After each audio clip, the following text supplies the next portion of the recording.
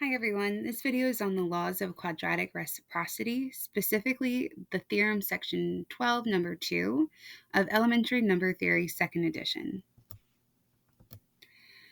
This video is going to be talking about the laws of quadratic reciprocity, so it makes sense to kind of touch on what they are. They're pretty foundational in our studies of number theory. They're a way for us to determine if a congruence that's quadratic does have a solution. It doesn't necessarily give us the solution, but just the fact that one exists. It basically saves you from having to do a lot of legwork to find out that you have a no solution congruence.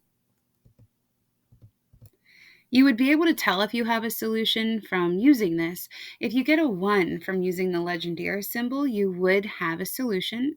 However, if you do result with a -1, our Legendre symbol would tell us that there are no solutions to the quadratic congruence. This theorem is sometimes called the second supplement to the laws of quadratic reciprocity. For us, we can find it in our textbook in section 12, theorem 2. The theorem states that if p is an odd prime, then using the Legendre symbol, so the 2 over p in parentheses, that symbol is Legendre, it would equal 1 if p is congruent to 1 or 7 modulo 8. However, it would equal -1 if p is congruent to 3 or 5 modulo 8. In our proof, we're going to show this using a general value of p, where p is an odd prime. We're going to use a set to help us prove this theorem. I'm going to use set S, and notice that set S consists of elements basically 2n. 2 times 1, 2 times 2, all the way up to 2 times the value 1 less than our prime divided by 2. If you notice, when you simplify these values, we end up with our set S that would be represented by what looks like our even values, 2, 4, 6, basically all of our values up into p minus 1. Remember, p is an odd prime. We're going to use Gauss's lemma. This is going to tell us that using the Legendre symbol, if we have 2 over p, it's going to equal -1 to the n. N would be represented by the number of elements in S whose least positive residue modulo p is greater than p divided by 2. Essentially what this means, it's the number of elements in the set that we've created whose least positive residue, whose remainder is greater than that prime number divided by 2. Currently, we do have that situation here. All of our elements in S would satisfy these. They're already all least positive values. Our goal is just to figure out which ones are greater than our prime divided by 2, p over 2. All right, here's what we have so far. Let's move forward. We're going to use a value of k to represent some n value in our set of S. You would see that we want 2k to be greater than our prime, p, divided by 2. If you divide by 2 on both sides, you can see that we get that k needs to be greater than p divided by 4. We use 2k to represent the element in our set that would be greater than p divided by 2.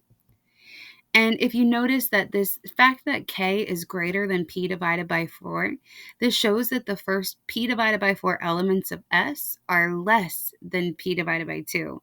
We essentially are not interested in those. The rest of the elements of S are greater than p divided by 2.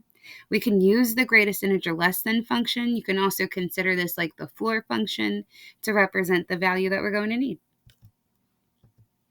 All right, here's what we know so far. Let's move on. So we're going to use our n value here. Essentially, we're trying to see how many values we have in our set. We're going to use our residue classes of module 8 for some odd prime p, so still keeping that general. So that just means that our only options are 1, 3, 5, and 7. Broken down into cases, we'll look at this. You could see that if p had a modulo of 1, a residual of 1 modulo 8, it would be represented in this sort of way. So you have p equals 8k plus 1. We're using that 8k plus 1 and plugging it into our expression for n. You can see after a little arithmetic, using our greatest integer less than function, that essentially means if your value is not an integer, you're just going to use the greatest integer less than it. So for us, that would be 2k. This results in 2k, which shows that if we have a residual of 1, that we do have an even value for n. So keep that in mind. Case 2, however, proves a little bit different.